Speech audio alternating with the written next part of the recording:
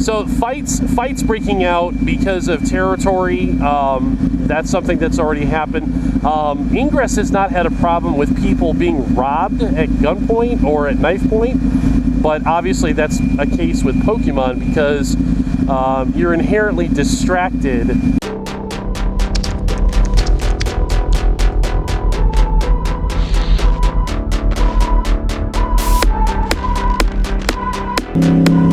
So, what's up everybody, Flashwing here, back on the 2009 Yamaha R1 in the dead of summer here in Phoenix, Arizona, where it is, as I mentioned, about 112 outside right now.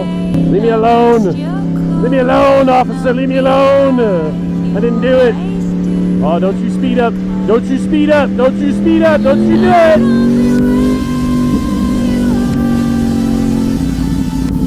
Go! Go! Go! Go! Get off your phone and go! Seriously? Seriously? Your phone? Now? Oh, Jesus.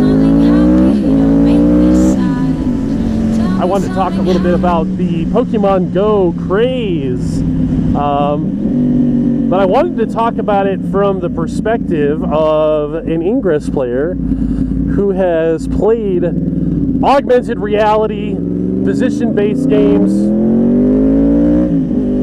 for a couple of years now, and give you a little bit of a perspective, mostly on my predictions for the game. The first thing that, because Pokemon Go is, I would say, easily 5 to 10 times as popular as Ingress is, many of the problems that I have not personally necessarily experienced with Ingress, but I have heard and spoken to people here just in the Phoenix area that have experienced them, and I'm sure that they've happened in multiple cities all over the world.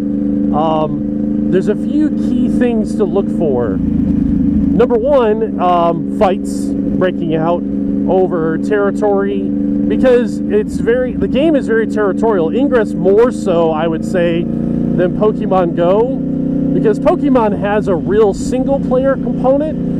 Ingress is very team oriented, and I suspect that Pokemon may become that way, but right now there isn't too much of an advantage team-wise, except for the particular color and holding gyms, but I don't think holding gyms right now has any particular benefit.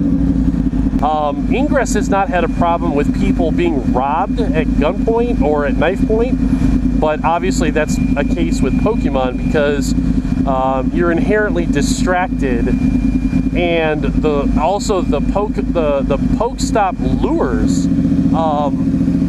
Basically, with so many players, lures basically create, well, it's a lure, but it's also a lure for unsuspecting people with their phones not paying attention to the things going on around them. And I've read stories of thieves that put lures on Pokestops and then wait for people to show up and then basically rob them of all their phones. So while you're playing Pokemon, you really need to be aware of your surroundings and who's around you. I would advise to protect yourself in whatever means you can. Even if that doesn't mean fire protection, certainly go with groups. Just play smart. Don't play stupid. Is going to be something that I have not seen yet, which is burnout. And burnout just simply meaning that people burn themselves out playing the game, but burnout will manifest itself in a variety of different ways. Whenever I've seen Ingress players experience burnout, it's usually at the expense of a lot of other things in their life.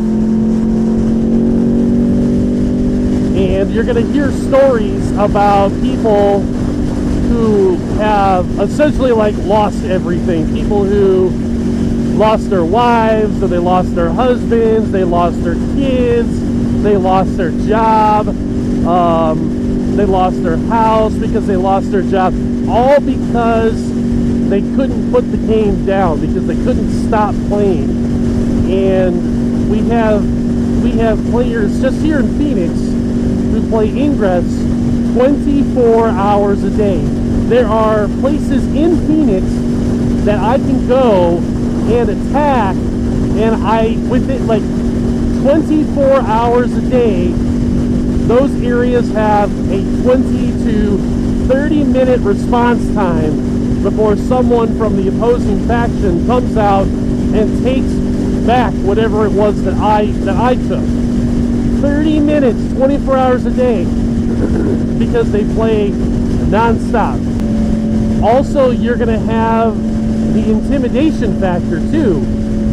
We have spots in Phoenix where players will, if you're in their area and they know that you're taking stuff down in their area, they'll come out, they'll come find you, and they will follow you everywhere you go in their vehicle. They will follow you 6 inches off your bumper everywhere you go. We've had people blocked into alleyways so they couldn't leave. Intimidation, things like that. You have people who Pokemon Go will be all that they do, all that they do. Now, it's a game. If you play games and that's what you want to do, that's fine.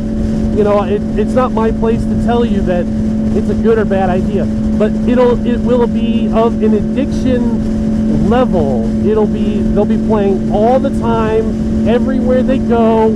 Everything will be focused on Pokemon. All their money will go towards Pokemon. Everything will be about it. And because there are many more players with Pokemon, this is definitely going to be something that we see on a much broader, grander scale.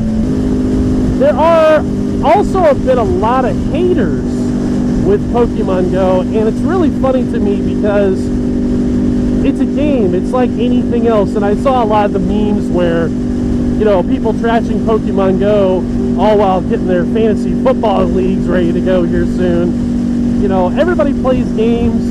You know, people, if you gamble at Las Vegas, if you enjoy playing sports, these are all games, folks. They're not jobs. They're not real. They don't produce anything of significant substance other than entertainment, which is great. Pokemon goes the same way. So, you know, don't hate on people because they play games like Pokemon Go or Ingress. Are you playing? I'm like, what? It is everywhere, everywhere. So that's really cool for everybody who plays hardcore. I have played a little bit. I think I made it to level 12. It's okay. I enjoy it. I tend to prefer Ingress a little bit more, but I've got a lot more invested in Ingress.